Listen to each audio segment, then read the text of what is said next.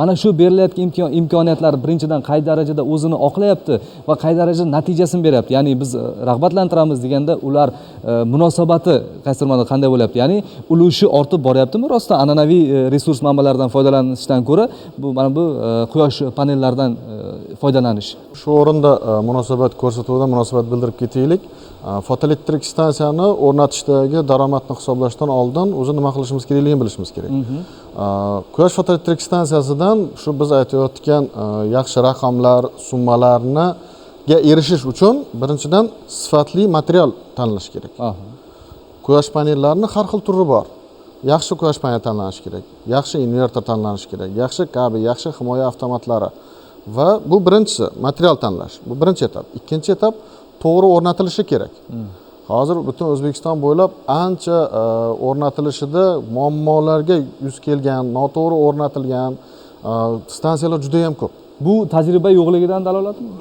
Shunday bo'lgan. Mana 2022-2023-yillarda katta masshtabda o'rnatildi va bu yerda bu sohaga ko'pchilik kirib keldi. Bu sohani tushunadigan ham, tushunmaydigan ham, kimdir daromad uchun kirdi, kimdir biznes uchun kirdi, kimdir to'g'ri ma'noda kirib keldi va o'sha stansiyalar hozirda ko'psi ishdan chiqqan. Bularni qaytadan ishlanilyapti. Shuning uchun ham ikkinchi muhim jihat bu to'g'ri o'rnatilishi. Standart talablari bo'yicha O'zbekiston standart talablari bor, o'z standart xalqaro standart talablari bor, EEC talablari. Uchinchi muhim jihat, bu juda ham muhim, bu doimiy servis. Quyosh panellari bu quyosh panellari deb aytamiz-ku. Bu quyosh fotoelektrik stansiyasi deyiladi. Bu yerda faqat quyosh panel emas, quyosh panel, kabel, himoya avtomatlari, invertor hammasi kompleks holatda quyosh fotoelektrik stansiyasini tashkil etadi va unga bir yilda kamida 4 marta, har bitta mavsumda 1 marta servis qilish kerak. Siz o'rnatdingiz, 1 yilda yoki 5 yilda mana buncha kilovat olamiz degan gapni aytamiz, to'g'ri. Bu to'g'ri. Buni men ham aytaman. Lekin o'sha yerda aytilish kerak bo'lgan jihat bor. Doimiy servis shart. Panellarning yuzasi changlanishi mumkin, kirlanishi mumkin. Buni yuvmasa generatsiyasi tushib ketadi. Bu bir. Ikkinchidan panellarda dars ketishlar bo'lishi mumkin, shikastlanish bo'lishi mumkin, tashqi texnik muammolar bo'lishi mumkin. Buni albatta doimiy qarab turish kerak. Invertorlarning ishlashi yoki o'shalarning qizib ketish harorati, bizda issiq hududlar bor yoki bahor, kuz, qishda namgarchiliklar bor. Mana shu namgarchilik holatlarida bunga servis qilib turilsagina biz fotoelektrik stansiyalardan to'g'ri foydalanishimiz mumkin. Ana shunda. Endi raqamlarga keladigan bo'lsak, hozir raqamlar to'xtalishdan avval mana shu doim muntazam amalga oshiriladigan xizmat uchun bizning mutaxassislar yetarlimi, bormi? Shu mutaxassislar masalasida, masalan, men Toshkent davlat texnika universitetida bakalavr va magistrlar tayyorlanadi, aynan shu yo'nalishlar bo'yicha qayta tiklanuvchi energiya manbalari bo'yicha. Shu bilan birgalikda Uzeltech sanoat uyushmasi bilan hamkorlikda biz o'zimiz aynan qayta quyosh fotoelektrik stansiyalarini o'rnatish va ularga texnik xizmat ko'rsatish bo'yicha malaka oshirish kursi ochganmiz. Mana 2025-yil yanvarda ochgan bo'lsak, hozirgacha 400 ga yaqin tinglovchilarni o'qitganmiz. Bular butun O'zbekistonni har xil nuqtalaridan kelgan mutaxassislar o'qitilgan, hozirda butun respublika bo'ylab o'rnatishlar amalga oshirilyapti va quvonarli tomoni O'zbekiston lokomotiv bo'lyapti. Bizga Qozog'iston, Qirg'iziston, Tojikistondan ham, hatto Rossiya, Amerikadan ham kelib o'qishyapti. Aynan quyosh fotoelektrik stansiyalari bo'yicha malaka oshirish kursimizga. Bizda yaxshiroq demaydi. Bizda aynan O'zbekiston O'rta Osiyoda birinchi o'rinda turibdi. Bizdan keyin Qozog'iston, keyin Tojikiston, Qirg'iziston. Ya'ni biz markaziy lokomotiv vazifasini bajaryapmiz. Va xo'p, 2025-yilda oldin yo'qmi desa, bor edi. Energetika vazirligi huzurida qayta tiklanuvchi energiya manbalari Milliy ilmiy tadqiqot instituti bor. Biz o'sha 2023-2024-yillarda shu yoqda aynan davlat tashkilotlari xodimlarini, aynan quyosh panellariga javob beradigan xodimlarni o'qitganmiz 2 yil davomida. Ya'ni kadrlar bor, yetarli, lekin mana bor, lekin yetarli emas hali. Bu masshtabda ishlayotgan bizning hisob kitobimiz bo'yicha 3000 ga yaqin odam bor. Aynan bevosita ishlayotgan. Bu sohani o'zida yurgan 5000 dan ortiq odam bor. Yetarli bo'lmasligi xizmat ko'rsatish narxini ham oshishiga sabab bo'lishi mumkin. Hozircha agar albatta narxni oshishiga va nima deydi, qaysidir joylarda monopoliyalar yuzaga kelishiga ham sabab bo'lishi mumkin. Shuning uchun ham bu kelajak sohasi, yashil energiya va shu sohada o'qilishi kerak. Kredit masalasiga aytib ketaylik. Quyosh fotoelektrik stansiyalari bu aktiv daromad emas. Bu passiv daromad. Mana shu narsani ajratib olishimiz kerak. Men chiroyli reklamalar ko'radi odamlar, davay kredit olaylik yoki bo'lmasa mashinani sotaylik yoki uyni ijaraga qo'yaylik yoki molimni sotib quyosh panel qo'yaman. Shoshmaslik kerak. Quyosh paneldan olinadigan daromad bu passiv daromad. Agar sizda juda elektr energiyaga ehtiyoj bo'ladigan bo'lsa, deylik, oyiga siz 300 ming so'm elektrga to'layotgan bo'lsangiz, demak, sizga quyosh paneli shart emas. Agar siz 500 ming, 600 ming to'layotgan bo'lsangiz, 5 kilovat qo'ying. Agar 700, 800 ming, 1 million atrofida oyiga elektrga to'layotgan bo'lsangiz, unda 10 kilovat, 15 kilovatni o'ylash mumkin. Agar sizda 1,5-2 million oyiga to'layotgan bo'lsangiz, unda siz 20 kilovatni, oyiga 3 milliondan ortiq to'layotgan, 4 milliondan to'layotgan bo'lsangiz, unda undan kattaroq kilovatlarni qo'yishni o'ylash kerak. O'zbekistonda aholi xonadoniga 10 kilovat o'rtacha hisobda yetadi. Undan u yog'i endi sekin biznesga o'tadi. Ya'ni aholida endi biznes qilmoqchi bo'lib, kredit olmoqchi bo'ladigan bo'lsa, hisob kitobini aniq ko'rsin. Mana deylik, biz quyosh panel o'rnatdik, o'zimizni oqlash muddati 1000 so'mdan sotishni hisobiga 3 yil deydigan bo'lsak, 2,5-3 yil deydigan bo'lsak, agar biz kreditga olib o'rnatadigan bo'lsak, bu sonlar 4-4,5 yilgacha borishi mumkin. Buni inobatga olib qo'yish kerak, ya'ni risk bo'ladi biznesda. Endi jismoniy shaxs 50 kilovatgacha qo'yishi mumkin. Endi yuridik shaxs bu bo'yicha biznes qilishni plan qiladigan bo'lsa, u 100 kilovat qo'yadi, 500 kilovat qo'yadi. U yerdagi summalar, narxlar o'zgaradi. Va agar kompaniyani tomi bo'lib, uni yeri bor, uni elektr energiyaga oylik bor 50 milliongacha to'lab o'tirgan joylar bor. O'shanday bo'ladigan bo'lsa, quyosh fotoelektrik stansiyalarini hoziroq qo'yish kerak. O'zini birinchidan soliqdan ozod bo'ladi, yer solig'idan. Mana bu yo'l akamiz boya ta'kidladi, quyosh paneli o'rnatilgan maydonni yer solig'idan 3 yildan 10 yilgacha yuridik shaxslar ozod bo'lishi mumkin. O'shani o'zi daromad. Ikkinchidan elektr energiyaga to'layotgan summasi va oylik shartnomadan oshib ketsa 2 barobar to'laydi. Mana shu joyda yana plyusda o'tiradi. Ya'ni yuridik shaxslar o'zini oqlash uchun qo'yadigan bo'lsa ham 2,5-3 yilda to'liq qoplay oladi. Endi kreditga olib alohida joyga qo'yadigan bo'lsa, buni albatta hisobini olish kerak. 4 yil, 5 yil davomida oqlashini va hududiy elektr tarmoqlar bilan oldi sotdi shartnomasi juda ham muhim. Chiroyli gaplarni ko'p gapirishimiz mumkin. Oldi sotdi shartnomasi birinchi bo'lishi kerak. Texnik shart olish kerak. O'sha hududga fotoelektrik stansiyasi o'rnatsa bo'ladimi? Transformatorlar ko'taradimi? Yangi transformator qo'yishimiz kerakmi? U energiyani iste'molchilari bormi u hududda? Ertaga siz kredit oldingiz, borib 500 kilovat o'rnatdingiz. Shunchaki meni xohishimni o'zi yetarli emas demak. Yo'q, bu yerda hamma tomon inobatga olinadi. Sababi siz olgan elektr energiyangiz hududiy elektr tarmog'iga chiqaryapsiz. Ularni prognozi bor, energiya iste'moli bo'yicha, transformatorning ko'tara oladigan quvvati bor. Hammasini inobatga olish kerak. Jismoniyda ham, yuridikda ham. Mana shu orqali o'tadi. Raqamlar sifatida aytadigan bo'lsak, mana men o'zim bu energiya ESMA agentligidan, Energiya sanoati milliy agentligidan nima olganman? Subsidiya olganman. O'zimizni qishloqda uyimiz bor, o'sha yerga hozirda mana yashil xonadonni boshqacha aytsak zero karbon deydi.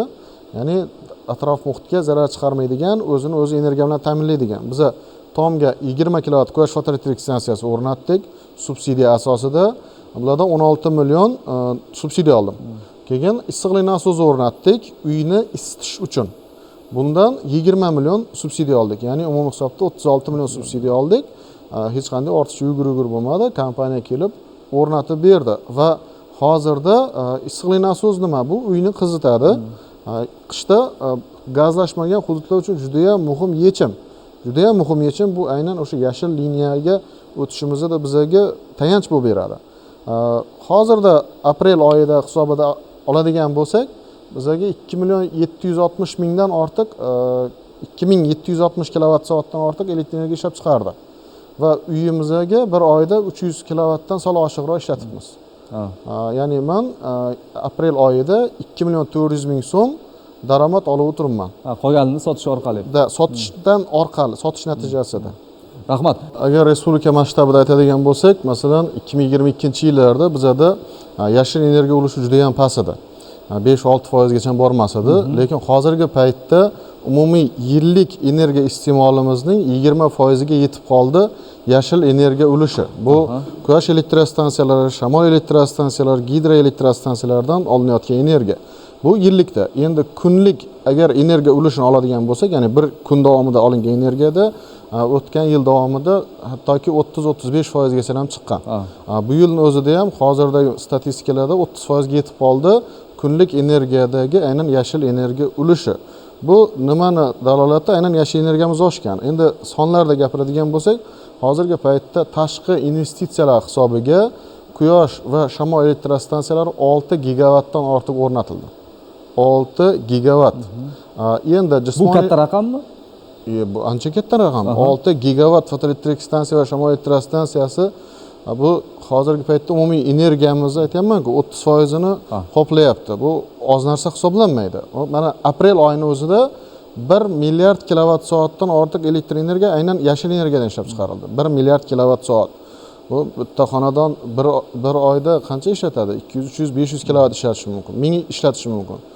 Ya'ni bu ancha katta masshtab va hozirda ham mana 12 milliarddan ortiq tashqi investitsiya kiritilyapti. Bu yilni o'ziga bu 4 millionta aholini yashil energiya bilan ta'minlashga imkon yaratib beradi va o'sha aynan jismoniy shaxslar va tadbirkorlik subyektlariga o'rnatilgan fotoelektrik stansiyalar ulushi ham 2 gigavatga yetib qolganligi energetika vazirligi statistikasida berilyapti. Bu hazilakam narsa emas va bu biz o'sha chet elda aynan bizlardan oldin yashil energiyaga o'tgan, masalan, Yevropa bor yoki bo'lmasa o'zimizda Saudiya Arabistoni, Malayziya taraflar bor, ulardagilarni biz etap ketyapmiz.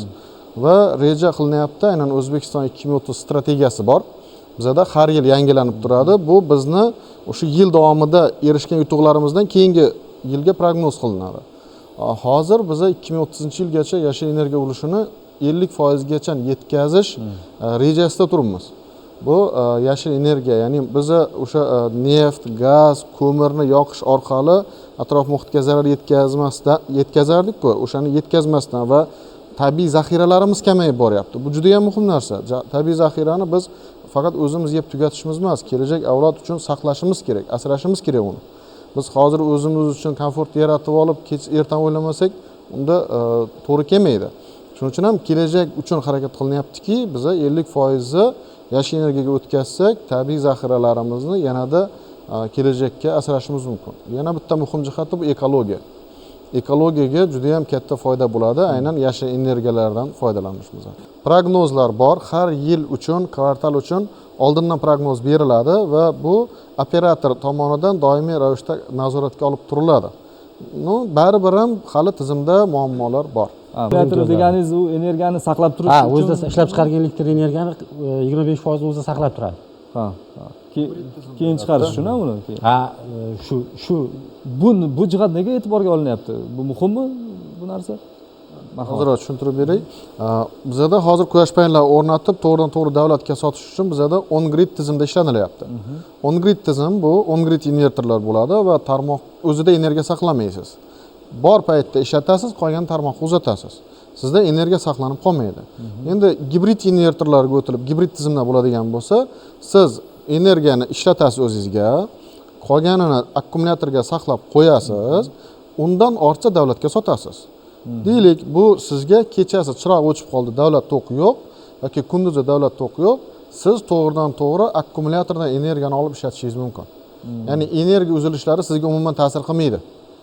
Akkumulyatorlar va sizni tarmoqqa ko'proq sotmaysizda, akkumulyatorga o'zingizga ko'proq saqlaysiz. Mana shuni rag'batlantirish uchun bu yerda soliq imtiyozlari berilyapti. Sotasiz degan. Sababi bu bizdan rivojlangan davlatlar bosib o'tgan etapda u yerda hozir ko'pchilik davlatlarda gibrid tizimlarga o'tib bo'lingan. U yerda energiyani sotib olish masalasi emas, o'ziga saqlab qo'yish masalasi yuqori, elektr energiya tariflari yuqorilagan va u yerda pik davrda elektr energiya narxi qimmat bo'ladi. Kunduzgi davr boshqa, pik davri boshqa va kechki tungi davrdagi narx boshqacha bo'ladi. Tariflar o'zgarib turadi. Tariflar o'zgarib turadi va siz kunduz kuni akkumulyatordan energiya olasiz, uyingizga ishlatasiz.